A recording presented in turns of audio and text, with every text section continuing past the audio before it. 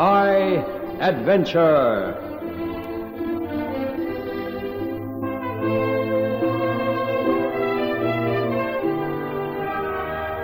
In tonight's story we present Desert Marriage.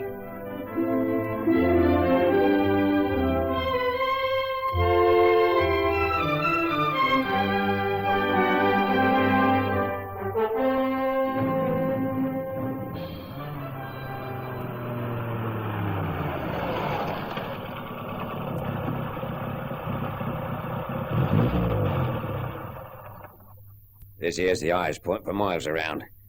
See if you can get Major Rawlins now. Not much hope of that. Still, got to keep trying, I suppose. Badger calling Lynx. Badger calling Lynx. The bleeding batteries are getting low by now. Keep trying. Badger calling Lynx. Badger calling Lynx. Are you receiving me? Lynx to Badger. Lynx to Badger. Thought you'd copped it. Over. Near copped it, sir. We got spotted by a jerry convoy of trucks and half tracks. We got clear, but Corporal Hawks and Private Thompson was killed by machine gun fire. Over. So there's just two of you. Right. I want you to head back for base. We'll meet there.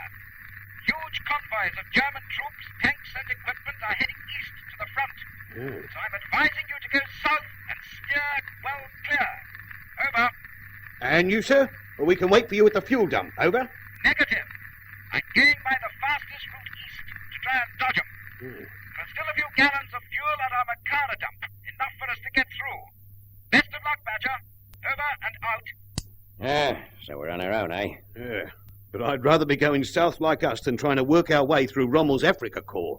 Let's take a look at the map and see what we're in for.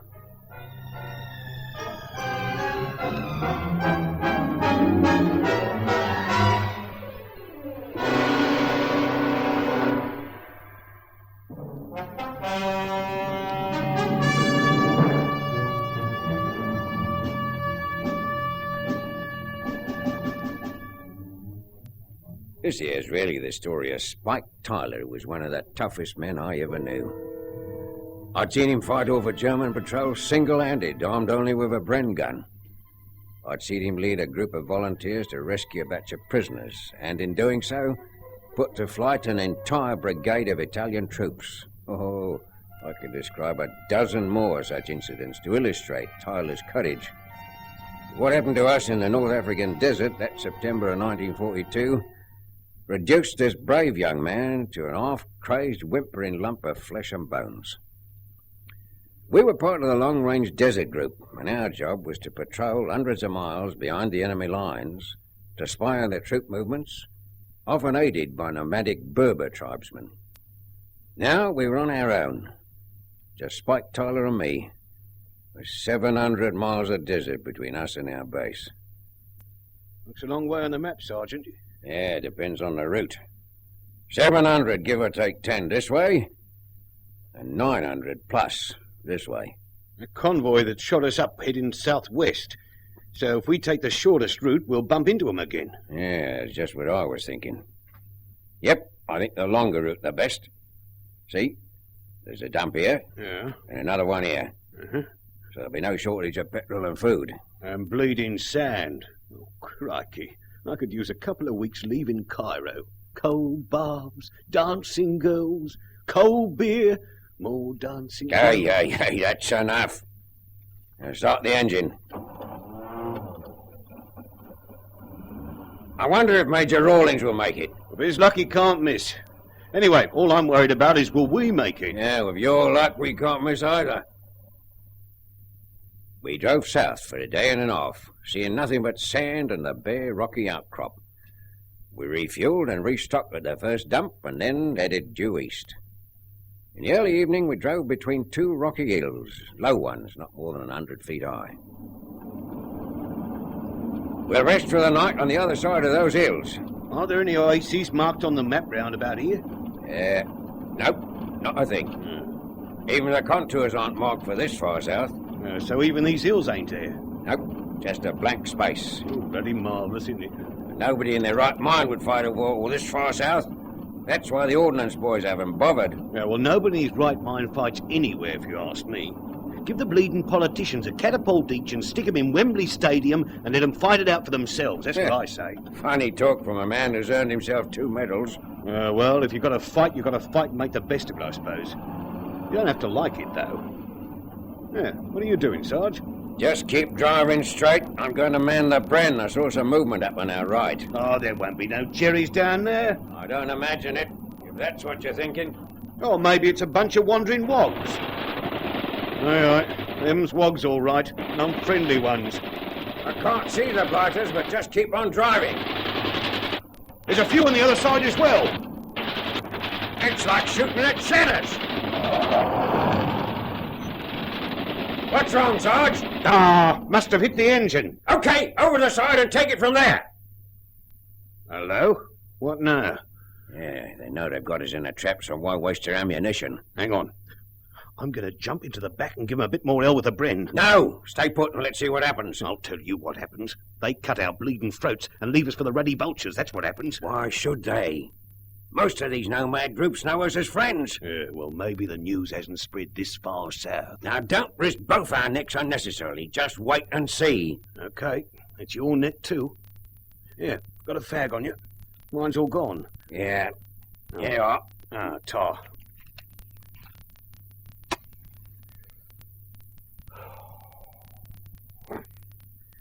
Well, I wish them Johnnies up there had let us know what's on their bleeding minds. I wonder. Well, tell us what you're wondering, Sarge. Well, maybe it's a problem of identification. I think we should put that Union Jack of ours on the radio aerial. Yeah, and that might bring more bullets our way. Nope, I don't think so. Let's try it. I'll stick it up, but I'll bet these blighters don't even know what it means. Big white king from across murky waters with more warriors than sand in desert brings your greetings and beads. Play music and bring forth your maidens. Cut that cackle, Spike. It's not funny at a time like this. All right, there it flies, Sergeant. It'll either get us killed or make 'em surrender. Duck down again before you get your head shot off. Well, there's not much happening. Maybe they think the Union Jack's some kind of code signal. I said cut that cackle. You're getting on my nerves. Hello! Here you are. Do you hear that? Yeah. First they shoot at us, then they wish us merry hello. Always knew these wogs had funny customs. Hello! Identify yourself. Soldiers! English! Put down your weapons and walk into the open where I can see. Yeah, well, that's it, Sarge. We walk out and we get a bullet in the nut. Nope. He's just being careful. Come on. There's nothing to lose. Only me future, that's all. Well, I walked out into the open and Spike Tyler followed, grumbling behind me. For a full minute, nothing happened, apart from seeing a number of shadowy figures quickly passing across the top of the hills on the other side. Then we saw a tall man in a flowing white robe and a burnoose walking towards us. He stopped a few feet away and eyed us.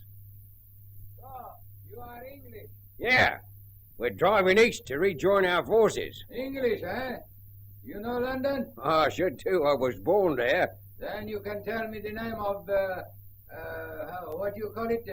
Yes, a monument outside Hyde Park entrance. Well, it's got more than one entrance, you know. The one where people stand on boxes and talk to others. Ah, you mean Speaker's Corner. Let's see, a monument, eh? You must mean the Marble Arch. Very good. It is a Marble Arch. You see, I have been to London. Crikey. The blighter is being careful, ain't he? Shut up. And you, the short one.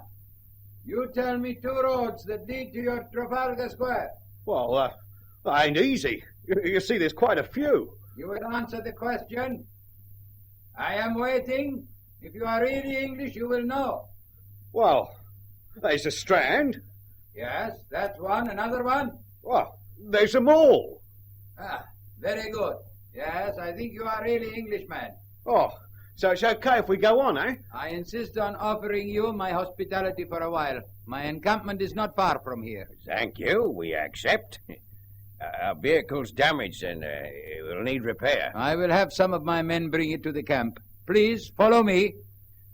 I trust you can both ride camels? Oh, no. Do we have to? I mean, I might be able to fix up the Jeep in a tick. Just do as he says, Spike. told these people get offended if you refuse their hospitality. Oh. We need to keep 'em friendly. Now, don't worry. He obviously likes us, and it'll be a pleasant break for a few days.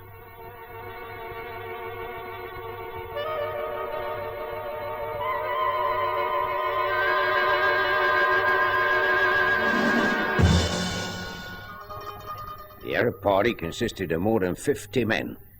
We were mounted on camels, and it was almost dark when we arrived at their camp, which was beside a real storybook type of oasis lined with date palms. Their leader, Sheikh Al-Karim, showed us to a fair-sized tent and assured us we would be given every comfort. A woman came and attended to our needs and then led us to the Sheikh's tent where we were to join him for the evening meal. I enjoyed it. A big improvement on eating hard rations and sleeping on the sand like we've been doing for the past 8 weeks. After the meal, I returned to our tent, but Spike insisted on taking a stroll round the encampment. Oh, sorry, I didn't see you standing there. It is all right. I can see the water on your face. Lapping it up like a puppy dog, was you? It is cooler and sweeter to drink directly from the pool. At that moment, a cloud passed from the moon's face, and for the first time Spike could see the girl's features clearly. His mouth went dry and his fingers clenched at the sight of her. It was the most beautiful face he had ever seen. Now, Spike was no ladies' man. He had a love 'em and leave 'em philosophy. But this was something entirely different, as though this beautiful Arab girl had cast a spell of enchantment over him. Seeing Spike's expression, the girl instinctively covered the lower part of her face with a yashmak, leaving only the brightness of her eyes exposed. She went to move away to the tents. Here, don't go. I want to talk to you. I cannot stay. It is forbidden for us to talk. Why, it does no harm. What's your name? Yasmin. Yasmin. It's a nice name. Sounds like a flower. I'm Edwin Tyler, and my friends call me Spike. Why do you have to cover such a pretty face like that? It is our way. Where'd you learn to speak such good English out here in the desert? My father was educated in your country. Ah, and you learned it from him, I see. The tall bloke, the sheik, is he your old man? Yes, Sheikh Al-Karim. I must go now. Here, we hang must on not a be tick. seen alone together. Listen, can't we go somewhere alone? You know, just for a chat. Talk about each other. It would cause trouble. No. Oh, I don't mean now, tomorrow, just after it's gone dark. Look, there's a hill over there. I'll see you on the other side. It's the date. I cannot do Oh, it. come on, think it over, Yasmin. I'll be waiting there for you You do not understand. as soon as it's dark. Enjoy your stroll, Spike? Not much to see, is there? Plenty. Look, you ain't going to believe this, but I met a girl. I tell you, she's the most beautiful thing on 2 feet. Ah, you've been away from women so long, Spike, even an old crone who's gone bald would look like Betty Grable. Now, don't skip me, Sergeant. I'm serious. She fair made me eyes pop out. She was drinking water at the pool, and I got chatting to her. Now, look, all right, if you want me to be serious. Don't meddle with these women here. It's dangerous. If one is given to you by the sheik, then it's okay, but don't go round chatting them up. These people have got some damn funny ideas, and we can't afford to give offence in return for their hospitality.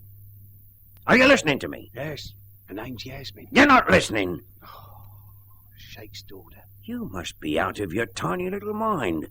A sheik's daughter? Now, take warning, Spike. I know these people. And if you're caught with this girl, they'll bury you up to your neck in sand and deposit a few scorpions close by to keep you company.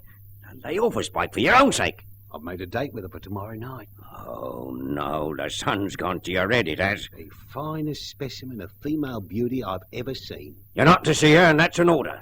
I don't take orders when I'm on holiday. Don't you realise it's my life you're putting at risk as well? Just for a piece of skirt. Look, you call her that once more and I'll thump you, Sarge. And I mean it. I'm meeting her tomorrow night, and nothing's going to stop me, see? Trying to reason with Spike Tyler was like trying to reason with a drunk. All I could do was hope it all turned out for the best. If the Jeep was not too badly damaged, there was the possibility we could get away in a day or two without any harm being done. But that hope was dashed when we examined the vehicle next morning. The fuel pump was shattered and the block cracked.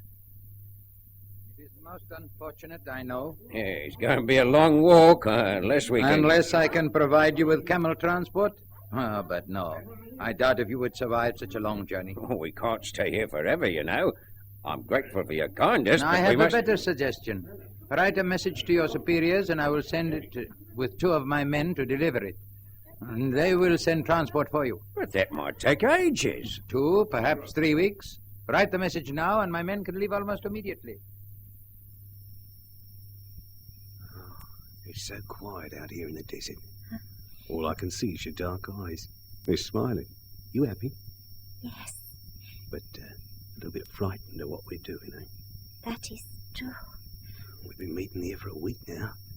Yet you still wear that yashmak thing? It is proper for me to do so. Yet my mate tells me that a girl will lower it to the man that she loves. Is that right? My face is for his eyes only. There. Now you can see my face. And what lies in my heart. Yasmin, you're so beautiful. Come closer. You know what a kiss is. You mean the affair's gone that far? Honestly, Spike, I wish you wouldn't tell me all this. Oh, but I'm crackish about the girl. I've got to tell someone. Put yourself in my boots, will you? If I was in your boots, I'd forget all about it and start running all the way to Cairo, mate. Don't you see it can't go on like this? In a couple of weeks we'll be leaving, and what then? That's a problem I've been trying to work out. There's no solution except a secret bye-bye. Yeah? Well, we'll see about that. It would be a wonderful adventure, but so very dangerous. Yeah, but with determination, we could make it. For the next 2 nights, I will collect food. The night after that, we can go. Look, I know a dump on the way where there's plenty of food. No, we must not take a known route. It is better to travel far to the south. You, dressed as one of our people, a dumb servant. Yeah, you've got your head screwed on right, lass. I'll have to leave the field work to you. Here, roll back a little. Look at those stars. So bright. I wish I knew how to read them. What the future holds for us. Stand down, please, my daughter. My father! There! He has been watching us. Do as I tell you, Yasmin. You Englishmen, lie as you were, or you will die. Father, I want to explain to you. I have seen your shame. There is nothing to be explained. There is, and I am not ashamed. I love this man. Love him? Yes, Real love? A love that will last through eternity? Or are you a plaything for him to enjoy while he is with our people? I do love her. So much so that I'd marry Yasmin if there was a way. Ah. So you would marry my daughter, eh? Tomorrow. Now, if I had the chance. It is not customary for our women to marry outside the community, unless politically expedient. Father, please let us marry. It is for you to make or break our laws. Ah, so it shall be. This man will marry you tomorrow. Now go. Join the women. For a brief moment, Yasmin's eyes met Spike's, and then she turned on her heel, raised her yashmak, and walked away. Spike still lay on the ground, the grim-looking Sheikh Karim's gun pointing at his belly. You may now stand up. Look, I want to thank you. Yasmin and I really do love each other. I want you to know that. I'll look after her, I promise, and I need no promises or assurances from you. Remember this. You are a man who has taken advantage of my hospitality. You have sullied the honor of my family. That is a truly terrible crime in this part of the world. She is not a cheap woman from Soho, yet you lay here with her in the disgusting manner I have seen of your people on Hampstead Heath. Look, you've got the wrong idea. Our meeting was in secret, see? I wish to hear no more from you. You will marry Yasmin tomorrow according to our custom. Then you may do with her what you wish. She will no longer be my daughter, nor of our people. You mean he's going to let you marry her? Yeah, according to their custom, he says. Crikey, that's a turn up for the books. Your luck's held out, Spike. His stay in England must have broadened his mind. So, I'll be able to take her with us. And we can get married properly when I get a spot of leave. You know, I'm dying to see the face of the woman who can send a man like you overboard. She must be something like out of a fairy tale. I'm telling you, she is, mate. During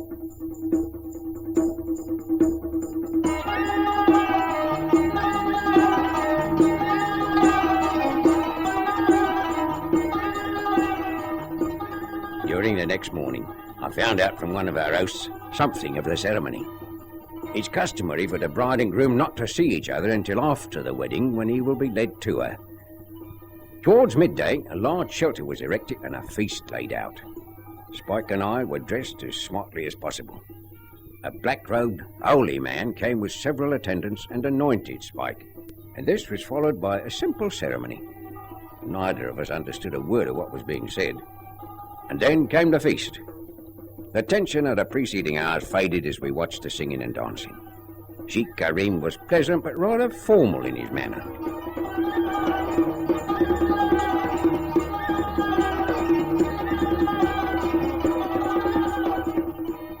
It was late in the afternoon when the holy man, in company with Sheikh Karim, came up to Spike. Come, we will take you to your bride. Oh, Tar, I was beginning to give up hope. We stood up. Spike walked between the sheik and the holy man, while I followed a discreet distance behind. The rest of the people followed behind me.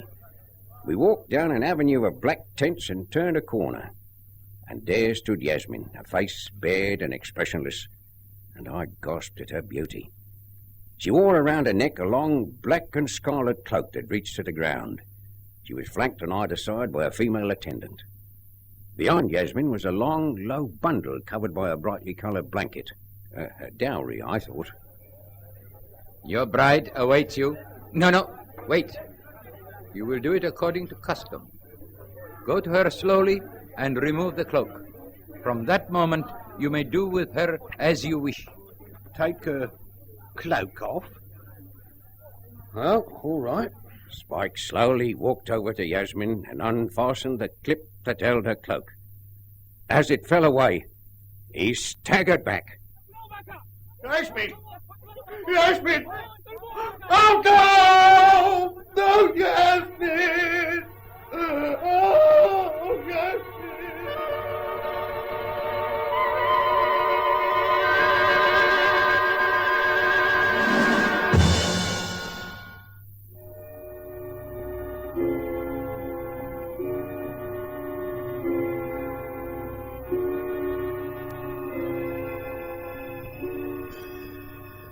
It was a sight so terrible I shall never forget it. A sight that reduced Spike Tyler from a courageous soldier to a gibbering idiot.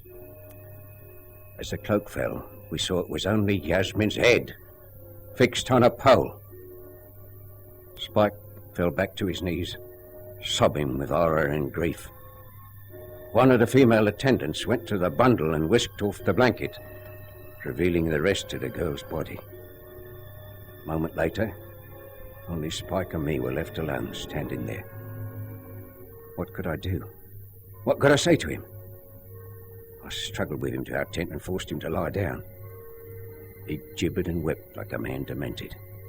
In fact, that was what he was. His mental balance had been destroyed.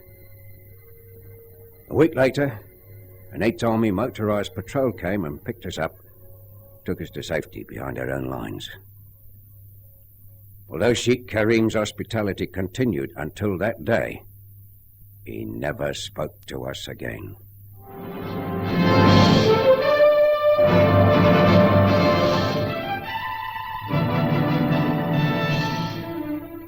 High Adventure is produced by Henry Duffenthal.